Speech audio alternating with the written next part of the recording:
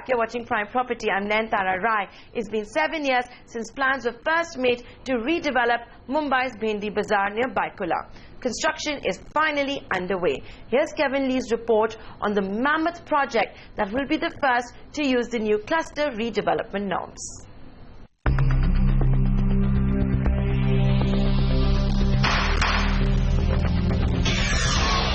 This is Mumbai's Bhendi Bazaar, a place that made the concept of street shopping popular across the country is today overcrowded and dilapidated.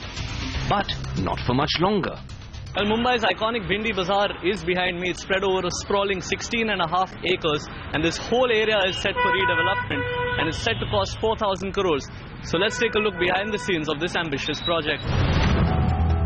As part of the state government's plans to declutter Mumbai's city, Bhendi Bazaar's 3,200 houses and 1,250 shops will be demolished and rebuilt, meaning over 20,000 people who stay or work in the area will have to be relocated.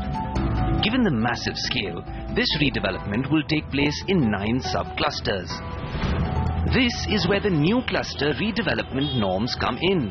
By breaking up the entire project into sub-clusters, the developer needs only cluster-wise permission to begin construction and does not have to wait for the entire populace to give the go-ahead. The Saifi Burhani Upliftment Trust, or SPUT, which has taken up the project, has begun construction in 2 sub-clusters and says that this phase will be completed in 3 years' time. It's one of the most challenging projects from the location, from the density, and the people who live there. And challenges were from all ends, because the 280 buildings, and out of that 80% of them have been declared dilapidated and dangerous.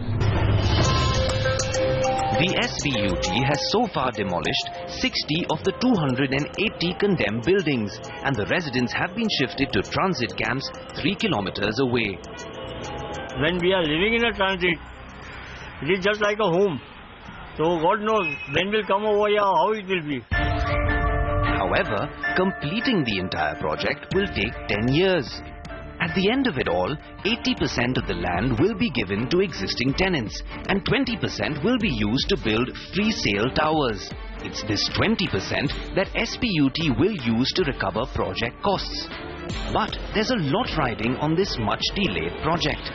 Because it's such a large project that people are looking at it and seeing how the progress of this over the next few years comes in, and following that will be a lot of the cluster redevelopment if this project moves towards a success.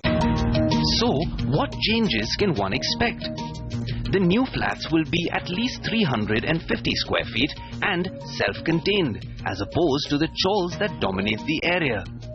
Shop owners will be given commercial space in 3-storied, street-facing complexes designed to preserve the street shopping ambience that Bhendi Bazaar is known for.